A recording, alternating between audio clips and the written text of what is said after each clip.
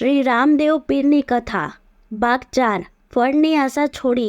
મિત્રો, પાછળના ભાગની કથામાં આપણે સાંભળ્યું કે અજમલરાયજી દરિયામાં ભૂસકો મારે છે અને તેમને ભગવાન શ્રી કૃષ્ણ અને સોનાની દ્વારકાના દર્શન થાય છે. પછી ભગવાન શ્રી કૃષ્ણ તેમને સોનાની દ્વારકાનો મર્મ સમજાવે છે. આવો હવે આગળની કથા સાંભળીએ. અજમલરાય જ્યારે ઊંઘમાંથી જાગી ઉઠ્યા ત્યારે તે સમુદ્ર કિનારે ઊભેલી એક નાવમાં હતા.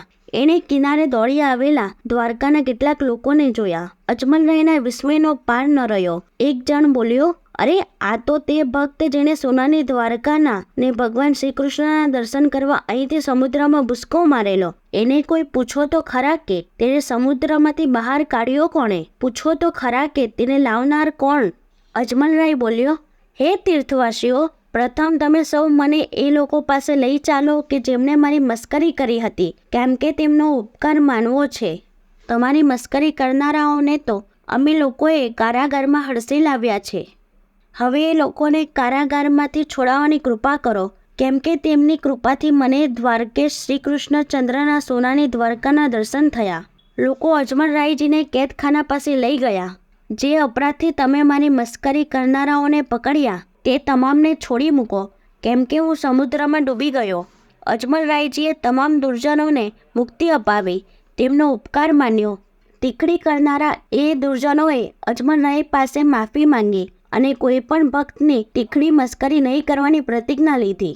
અજમલરાયે પોતાની વિતક કથા સર્વજનોને કહી ભગવાન શ્રી કૃષ્ણને પોતે સાંભળેલી વાણી પણ કહીને સોનાની દ્વારકાનો સાચો અર્થ પણ કહ્યો. દ્વારકાના મંદિરમાં ભક્તિની ધૂન મચાવી અજમલરાયજી પોતાના ઘોડા પર સવાર થઈ પોકણગઢ તરફ ઉપડ્યા. જેમણે એમના ઘોડાને સંભાળ્યો હતો તેમણે ભક્તિભાવપૂર્વક તેમને પરત સોંપ્યો હતો. રાજાની સાથે પોકણના વૈષ્ણવો જોડાયા. તેઓ જય રણછોડની ધૂન મચાવતા પોકણ ભૂમિમાં આવ્યા. પોતાના રાજાને પાછો ફરેલો જોઈ પ્રજાજનો રાજીના રેડ થઈ ગયા. અજમલરાયજી પોતાના મહાલય પાસે આવ્યા. રાણી મિનલ દેવીએ અને સખી મંડળે રાજાના ઓવાણા લઈ તેમની જાત્રા વિશે પૂછપરછ કરવા માંડી.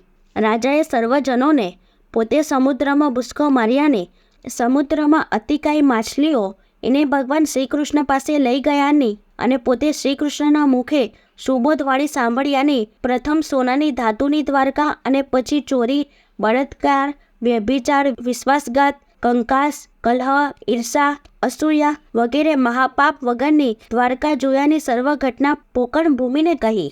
રાણી મિનલ દેવીએ પૂછ્યું, આટલે સુધી પહોંચવા છતાં ભગવાન પાસે તમે પુત્રનું વરદાન માંગ્યું? અજમલરાયજી બોલ્યા, હે દેવી, મેં તો માંગ્યું, પણ ભગવાને કહ્યું કે ફળની આશા ન રાખો, ફળની ભિક્ષા પણ ન માંગો, કર્મ કરીએ જાઓ, ફળ આપોઆપ ઉગવાનું જ છે. એ જ દિવસે રાજાએ અને રાણીએ સંકલ્પ કર્યો કે પ્રભુ, ફળની આશાથી ભક્તિ કરી અમે સ્વાર્થી બન્યા છે, તો પ્રભુ અમારા હૈયામાંથી ફળની આશા દૂર કરી અમને દુખ્યાના દુઃખો દૂર કરવાનો જોમ દે. ને રાજા સંન્યાસીના વેશમાં તથા રાણી સંન્યાસીના વેશમાં પીડિત જનોને શોધવા લાગ્યા. દુખિયારી સ્ત્રી તણી કરતી રાણી શોધ, સહાયક બની સ્નેહથી કરેન સુકોબોધ. રાજાએ પણ પ્રેમથી કરી દુખીને સહાય, ઝૂંપડીઓમાં સહાયતા કરવા બંને જાય. રાજા રાણીએ તો ભિક્ષા માંગી ન શકે ને કોઈ આગળ પોતાની કટંગી હાલત કહી જ ન શકે તેવા દુખિયારાઓને શોધવા માંડ્યા. ને જ્યારે તેઓ નાણાં પાછા આપી શકે ત્યારે આપે એવી છૂટ આપી.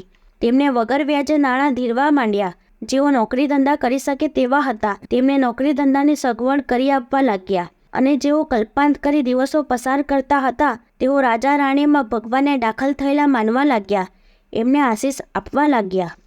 બાકીની કથા આગળના વિડીયોમાં સાંભળીશું.